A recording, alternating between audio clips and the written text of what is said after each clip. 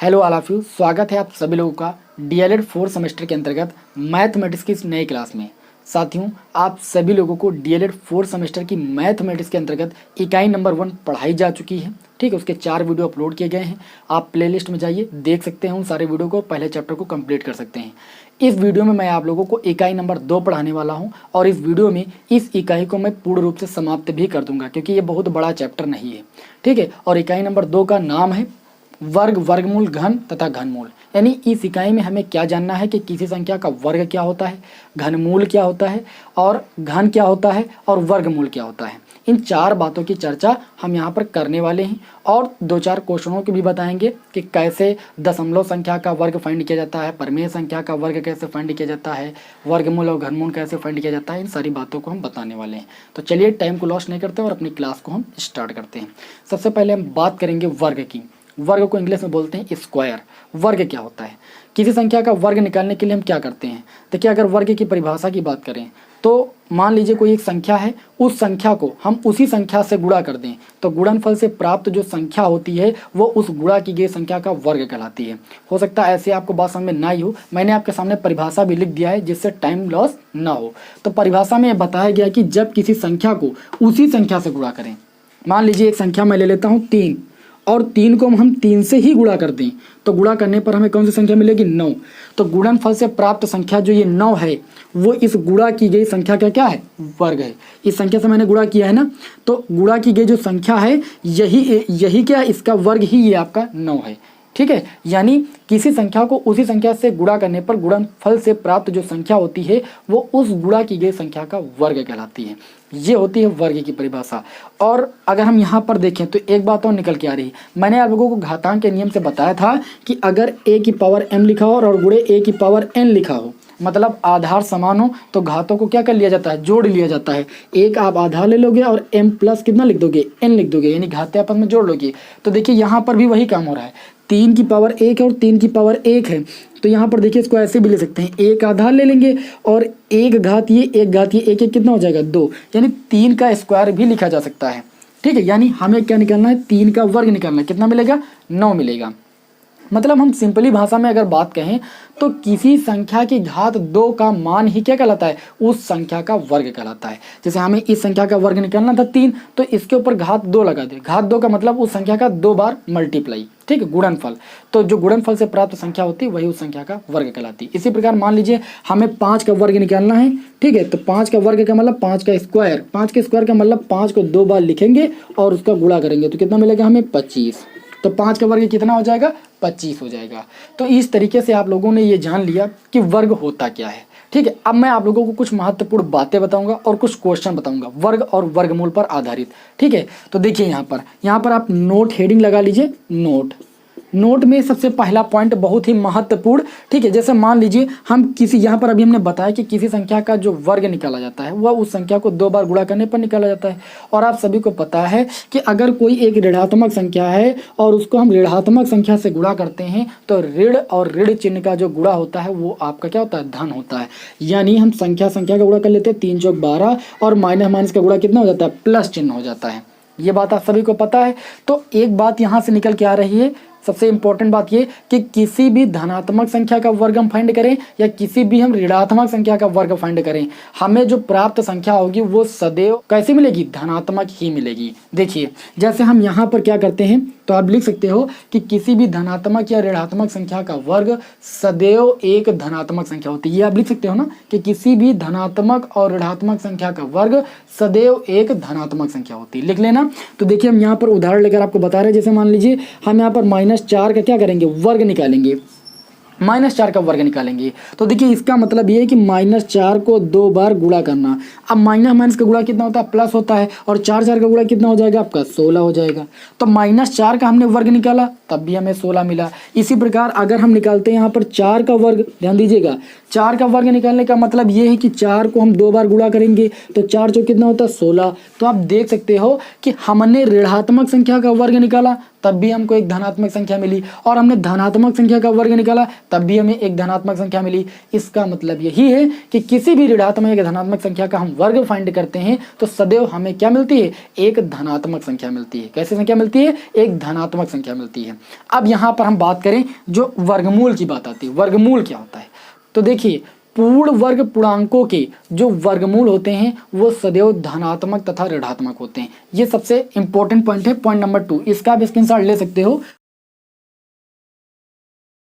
Number 2, पूर्ण वर्ग पूर्णांकों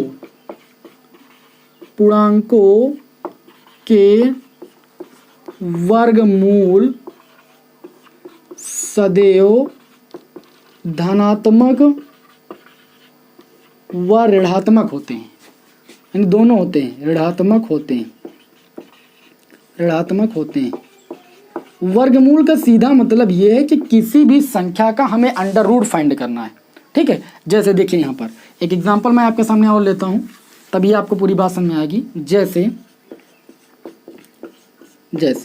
एक पूर्ण वर्ग संख्या ले लेते हैं, पूर्ण वर्ग संख्या जैसे मान लीजिए 4 ले लेते हैं, 9 ले लेते हैं, 16 ले लेते हैं, 4, 9, 16, ठीक, 25, ये सब पूर्ण वर्ग संख्याएं, ठीक है। तो जैसे मान लीजिए एक संख्या ले लेते हैं, एक पूर्ण वर्ग संख्या ले लेते हैं या एक पूर्ण वर्ग पूर्णांक ले लेते हैं, तो हमने 4 ले लिया, हमें क्या निकालना है, इसका वर्गमूल निकालना। वर्गमूल का मतलब अंडर रूट निकालना है। तो इसका वर्गमूल निकालने के लिए हम क्या करेंगे, आपको मैंने बताया था कि अंडर रूट से वही संख्या बाहर निकलती है जो अंडर रूट के अंदर 2 बार हो। तो देखिए इसको हम लिख सकते हैं 4 को 2 गुणे 2। अब ये जब 2 बाहर निकलेगा वर्गमूल से तो ये धनात्मक और ऋणात्मक चिन्ह के साथ निकलेगा। कितना निकलेगा भाई, 2 ही तो निकलेगा, क्योंकि अंडर रूट के अंदर 2 बार है। तो अंडर रूट के अंदर जो 2 बार होता है वही तो बाहर 1 बार निकलता है। तो 2 निकालेंगे लेकिन वो धनात्मक और ऋणात्मक चिन्ह के साथ निकालेंगे। इसी प्रकार अगर हम बात करें दूसरे एग्जाम्पल की, जैसे मान लीजिए हमें अंडर रूट 16 का मान फाइंड करना है, तो अंडर रूट 16 को लिखा जा सकता है 4 गुणे 4 अंडर रूट, है ना। अब जो देखेंगे तो ये 4 जो है वो अंडर रूट के अंदर 2 बार है, तो ये बाहर 1 बार निकलेगा, लेकिन ये प्लस माइनस करके निकलेगा, ठीक है। इसका मतलब यही कि पूर्ण वर्ग पूर्णांकों के जो वर्गमूल होते हैं वो सदैव धनात्मक व ऋणात्मक होते हैं। आप देख सकते हो धनात्मक भी ऋणात्मक भी है। इसका सीधा मतलब ये है कि +4 भी होगा और -4 भी होगा। समझ गए। तो ये सबसे इंपॉर्टेंट बात थी। इस बात को भी आप लोगों ने भली बात अच्छे तरीके से समझ लिया होगा। अब चलिए देखते हैं अगली जो इंपॉर्टेंट बात है वो क्या है। ठीक है, आप सभी लोगों को इंपॉर्टेंट बातें बताना बहुत जरूरी है, क्योंकि इन्हीं इंपॉर्टेंट बातों पर ही आपके क्वेश्चन सॉल्व होंगे। ठीक है, अब देखिए तीसरी इंपॉर्टेंट बात ये कि हम शून्य का वर्ग अगर फाइंड करें तो हमें शून्य ही मिलता है। ठीक है, शून्य का वर्ग या आप लिख सकते हैं वर्ग तथा वर्गमूल भी लिख लीजिए इसी वक्त, क्योंकि शून्य का वर्ग और वर्गमूल दोनों आपका क्या होता है, शून्य ही होता है। तो शून्य का वर्ग तथा वर्गमूल सदैव शून्य होता है, सदैव शून्य होता है। ये आप सभी को पता भी होगा।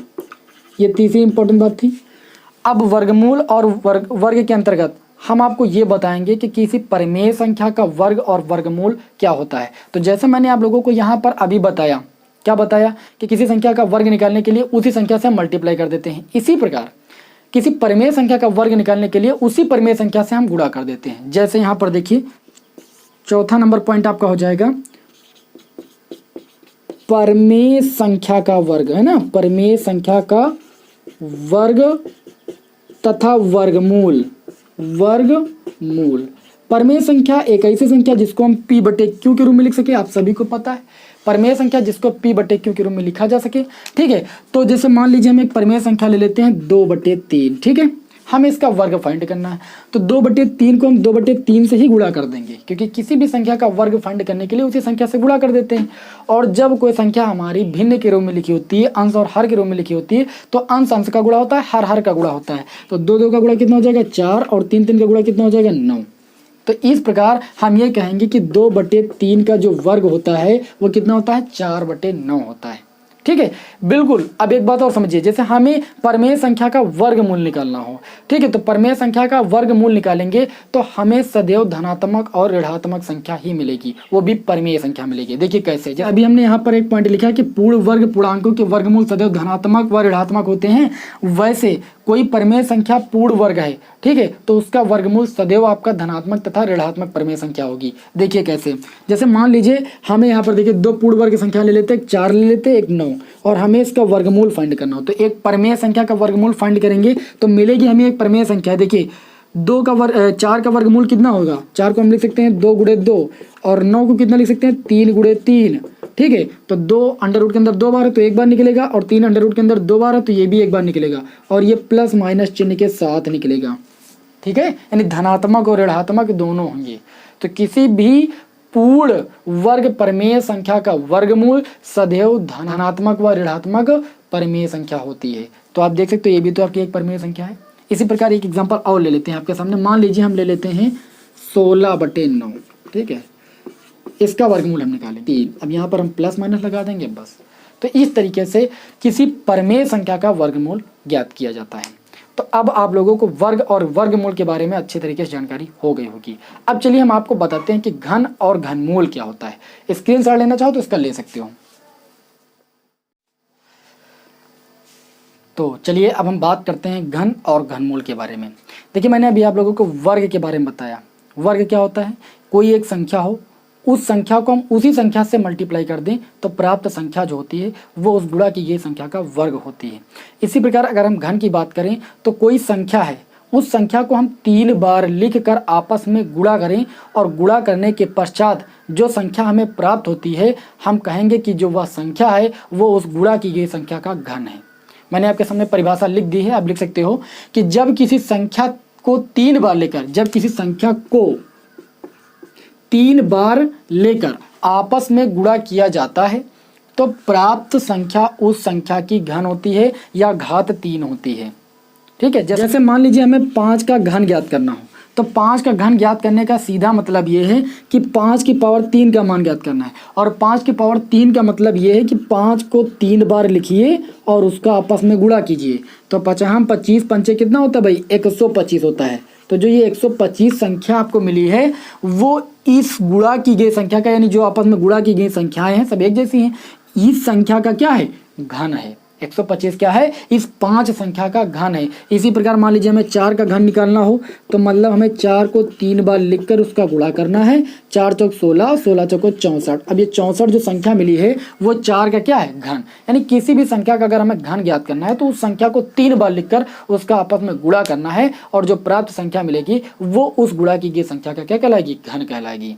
अब बात करें अगर घनमूल की, ठीक है, घनमूल की, तो यहाँ पर जान लीजिए घनमूल। देखिए हमने आप लोगों को बताया था पहले अंडर रूट का मतलब। अंडर रूट का मतलब ये है कि अगर इसके अंदर कोई संख्या 2 बार उपस्थित है तभी वो बाहर निकल पाती है। क्यों, क्योंकि यहाँ पर करड़ी की घात 2 होती है, ठीक है, जो कि हमें दिखाई नहीं देती है। लेकिन यहाँ पर घनमूल की अगर बात करें तो घनमूल में चिन्ह यही होता है, बस इसकी जो करड़ी की पावर होती है वो 3 हो जाती है। और इस करड़ी की पावर 3 का मतलब ये है कि करड़ी के अंदर अगर कोई संख्या 3 बार उपस्थित है तभी वो करड़ी से बाहर निकल सकती है। जैसे मान लीजिए हमें 27 का घनमूल निकालना हो, किसका निकालना हो, 27 का, तो 27 को हम तोड़ेंगे, ठीक है। तोड़ने का मतलब ये 3 त्रिका 9 त्रिक 27 लिखा जा सकता है। अब इस करड़ी के अंदर ये जो 3 संख्या वो 3 बार उपस्थित है तब ये बाहर निकल पाएगी एक बार। तो 27 का जो घनमूल होगा वो कितना होगा, 3 होगा।